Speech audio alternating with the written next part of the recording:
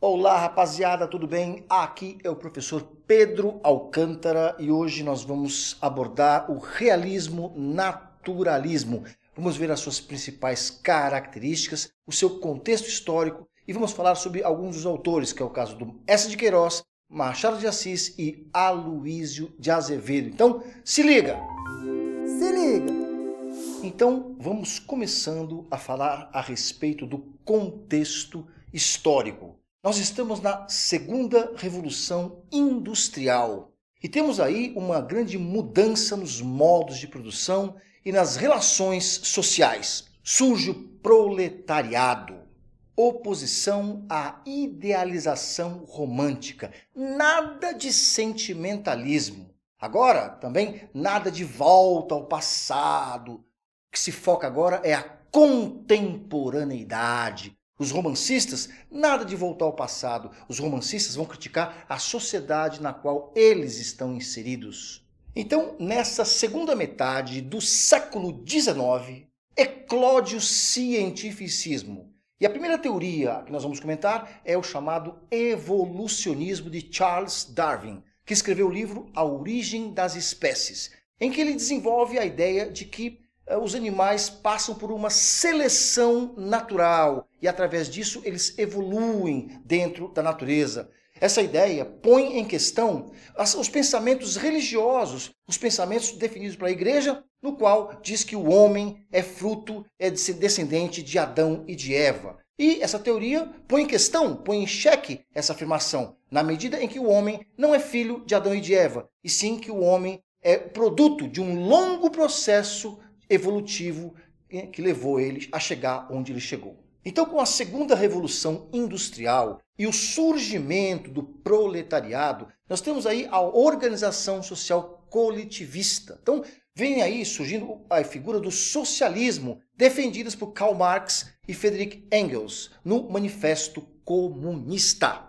Outra ideia cientificista que vigorou na época foi o determinismo de Hipólito Taine, que defendia a seguinte ideia: o homem está determinado, o seu comportamento está determinado por três fatores: pelo meio, que é o fator social, pela raça, que é o fator genético, e pelo momento, que é o fator histórico. Essas três condições determinam o comportamento do ser humano.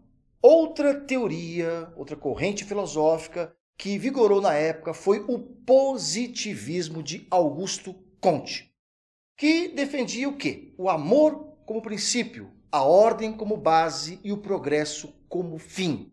E o seguinte, o positivismo deu origem ao que é positivo, que é confirmado.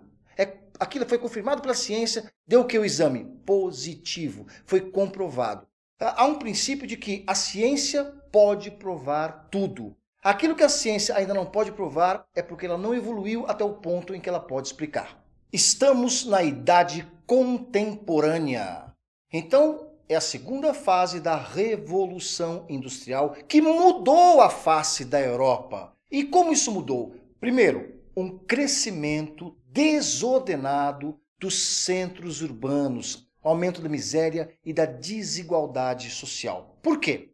Muitas pessoas, camponeses, saíram do campo e foram em direção às cidades em busca de emprego e prosperidade na indústria que estava crescendo. E claro, isso gerou aí uma grande miséria, né? Nem todo mundo conseguiu aí se colocar e não era tão fácil aí as condições de emprego da época. Uma mudança radical nos meios de transporte e de comunicação. Surge a máquina a vapor, a locomotiva. E, por outro lado, nós temos aí o telégrafo, o emprego da eletricidade. Isso tudo fez uma revolução naquele momento aí na vida de todas as pessoas. A burguesia, como até hoje, continua no poder. Por isso que a gente fala que o romantismo continua existindo até os dias de hoje. Entretanto, muita coisa mudou. Então, os grandes avanços científicos que aconteceram na época surgem para explicar uma nova realidade que eclode na frente dos olhos do homem naquela época. Então, o determinismo, o evolucionismo e o positivismo surgem para explicar essa nova realidade no qual o homem ocidental está inserido. todas essas mudanças trouxeram consigo a necessidade de uma nova estética que explicasse todo esse processo. O realismo é a resposta artística para toda essa demanda. O sonho de liberdade, igualdade e fraternidade cai por água abaixo. Veja, agora com o dinheiro ocupando o primeiro espaço, o primeiro escalão, do poder, a burguesia era quem ditava as regras da nova sociedade. Na linha contrária figurava o proletariado, que saía nas ruas e já gritava por seus direitos. Veja, nesse momento, toda a representação de mundo que o romantismo propunha já não mais condizia com a realidade que se via naquele momento. Então, nas próprias palavras de Marisa Lajolo, o que ela diz? A literatura começou a pensar-se, a produzir-se e a impor-se ao público como documento e retrato de uma sociedade que ela, às vezes, considerava injusta. O romance ainda continua como uma das mais importantes expressões literárias, mas agora ele não vai servir só para divertir. O romance vai ser utilizado como meio de denúncia social e meio de crítica, e principalmente vai criticar as principais instituições que a burguesia defende. É o caso da igreja e o casamento. Então, se o romance romântico terminava com um casamento no final feliz, o romance realista começa com o adultério. Então, vamos ver como é que fica isso aí, Mudam-se os tempos, mudam-se os pronomes possessivos, mudam-se os animais. Minha pombinha, meu gato, minha coelhinha, meu tigrão. Sua anta, seu cavalo, sua porca, seu verme. Bem diferente a visão romântica da visão realista, Bom, agora, uma vez entendido essa oposição ao romantismo que o realismo faz, há que se entender que durante esse realismo desenvolvem-se duas estéticas, a estética do realismo e a do naturalismo. O realismo tem início na França em 1856 com o romance Madame Bovary de Gustave Flaubert. O naturalismo começa um pouquinho depois com a publicação de Germinal de Émile Zola. A literatura do realismo se aprofunda na análise das motivações que fazem um homem agir dentro da sociedade. Esse projeto é realizado por duas correntes bem configuradas. No caso do realismo, temos aí como exemplo a obra de Machado de Assis e podemos citar os romances Memórias Póstumas de Brás Cubas, Dom Casmurro e Quincas Borba como exemplo de uma arte de um romance realista. No caso do naturalismo, podemos citar aí Aloísio de Azevedo com a obra O Cortiço.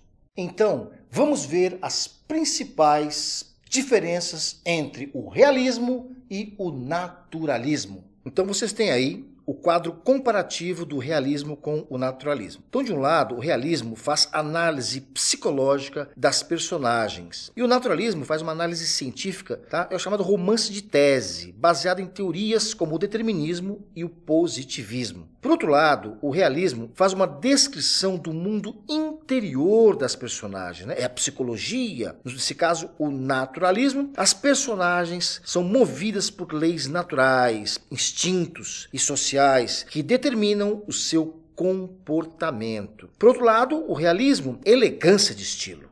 É o caso do Machado de Assis. No caso do naturalismo, eu tenho aí as personagens são feias, grotescas, não há tanta preocupação com o estilo elegante. Veja, eu tenho aí zoomorfismo. O que quer dizer isso aí? As personagens, muitas vezes, são comparadas a animais. No caso do Jerônimo, personagem do Cortiço, o narrador fala assim, Jerônimo tinha olhos de boi manso. É muito comum a comparação da personagem com animais, Quando o autor vai descrever uma personagem, compara com certos tópicos, só certos traços animalescos. Tenho cenas de sexo, estética do feio, patologias sociais. Por outro lado, eu tenho no realismo, personagens complexas, porque eu tenho personagens com psicologia, com atitudes que são difíceis de se compreender, então eu penetro na psicologia delas. Por outro lado, eu tenho o naturalismo, tenho o quê? Personagens simples.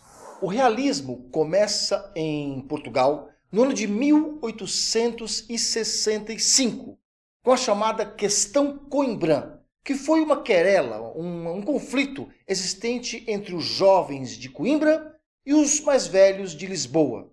Veja, os jovens liderados por Antero de Quental, tá? Que defendia o quê? O realismo. E os mais velhos liderados por Antônio Feliciano de Castilho, que já era um senhor de idade, um mestre antigo, respeitado. Mas acontece que o Feliciano de Castilho criticou a poesia de Antero de Quental.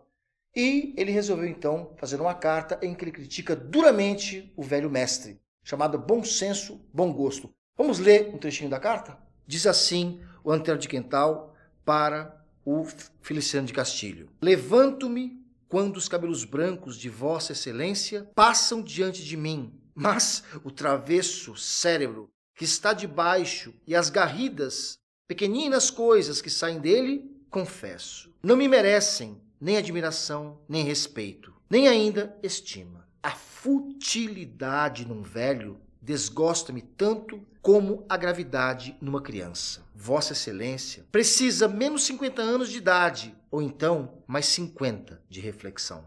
Então, na prosa realista em Portugal, temos como autores principais, o principal, o senhor Eça de Queiroz. E temos aí como principais características nele a crítica ferrenha às instituições falidas da sociedade. Além disso, eu tenho uma ironia e um humor sarcástico, né, com o qual ele usa para poder atingir o seu objetivo, que é criticar a sociedade, a burguesia da época. Então, a prosa realista, naturalista do Eça de Queiroz, ela apresenta aí personagens que são caricatos. E podemos citar aí como principais obras do Eça, dentre a vasta obra que ele compôs, algumas que são assim salientes. É o caso do Primo Basílio, A Cidade às Serras, O Crime do Padre Amaro e além de outras. Então, no Brasil, o realismo começa em 1881 com a publicação de Memórias Póstumas de Brás Cubas de Machado de Assis. E dentre as principais características desse grande autor brasileiro, podemos citar aí que é um realismo psicológico. Há uma grande sondagem dos caracteres principais da alma humana. Há um estudo profundo do que é o homem na sua psicologia e no seu comportamento. Então, outras características típicas do Machado de Assis são as digressões. O que são isso? O que é isso? Muitas vezes ele está na narrativa e ele para a narrativa para tecer comentários filosóficos, para conversar com o leitor. Então, as digressões são rupturas na narrativa em que ele usa para poder falar sobre outros assuntos e tecer comentários.